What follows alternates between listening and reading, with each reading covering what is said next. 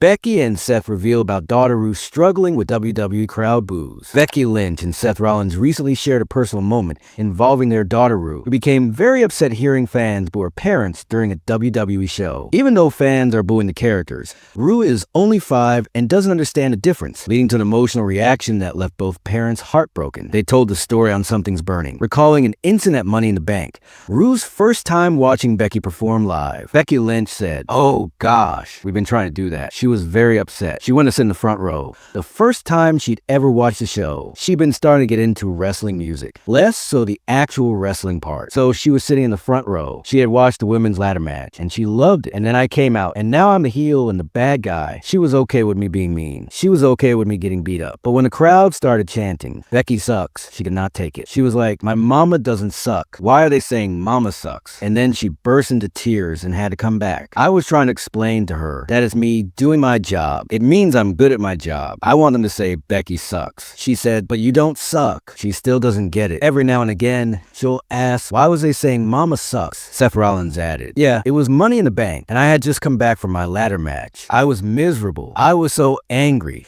And I went to the bus to see my kid because I went straight from the ring to the bus. I was so mad. I saw my daughter, and I was so happy to see her." She takes me out of that for a minute. Then she said, "Why was they saying mama sucks? Why were they saying mama sucks?" We even watched her on Monday, a couple weeks ago. She was wrestling, and we were watching on TV, and she asked, "Did they like mama?" I said, No, baby, they have to boo her. That's mama doing her job." She gets so upset about it. Next, we have Seth Rollins shares recovery update. Seth Rollins has given his first real update on his recovery and return plan since being written off WWE TV.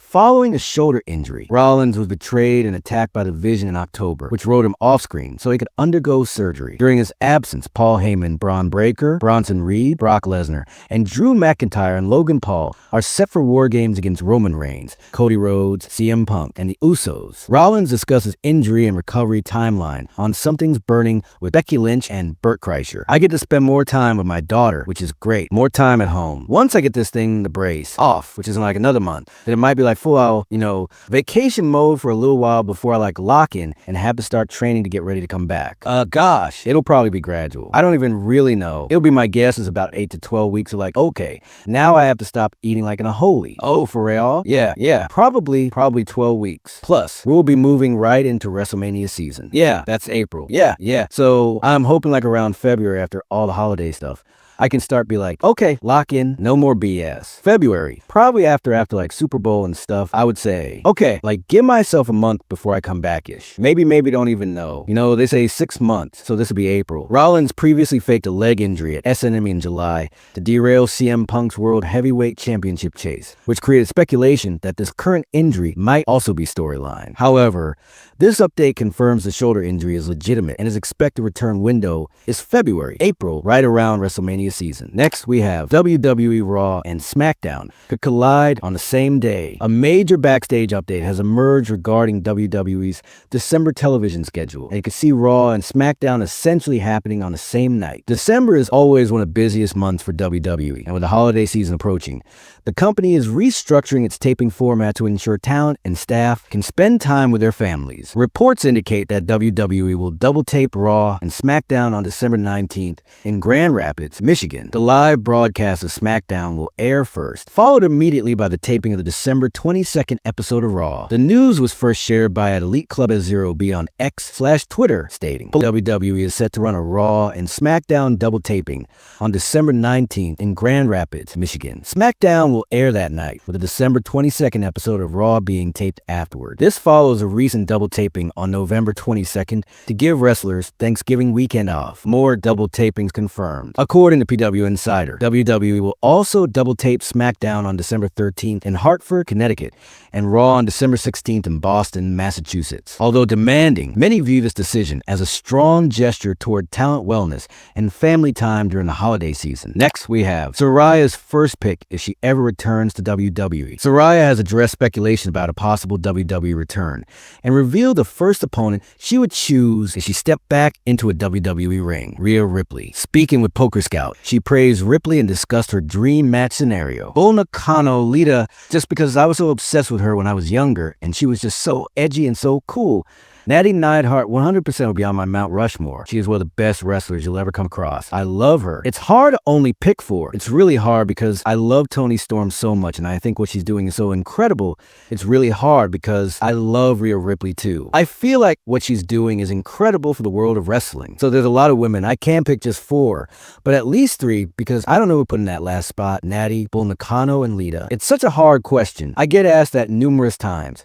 A lot of the women are just fantastic and just doing such wonderful things for the business. I don't know, because I could even put AJ in there, and I could put anybody in that spot and it would be accurate. It has to be Rhea Ripley. When I was in WWE, we had just started getting the ball rolling with the Divas Revolution. So the matches like the Elimination Chamber and the Royal Rumble and stuff like that was only just starting to happen. So I didn't get the opportunity to do those, at least in WWE anyway. So I feel like it would be fitting for me and Rhea to do an Extreme Rules match or something like that. Something edgy for us. A future Saraya versus Rhea Ripley matchup would be a seismic showdown between two generations, one who built Revolution and one who now stands at the top of it. Next, we have Penta breaks silence after WWE Raw injury. Penta has finally spoken out following the frightening injury he suffered on WWE Raw during his last time, his now tournament match against Solo Sikoa on November 24th. The match was stopped just 4 minutes in after Penta landed badly on the concrete floor while hitting a hurricane ran at ringside, injuring his shoulder. He immediately signaled the referee,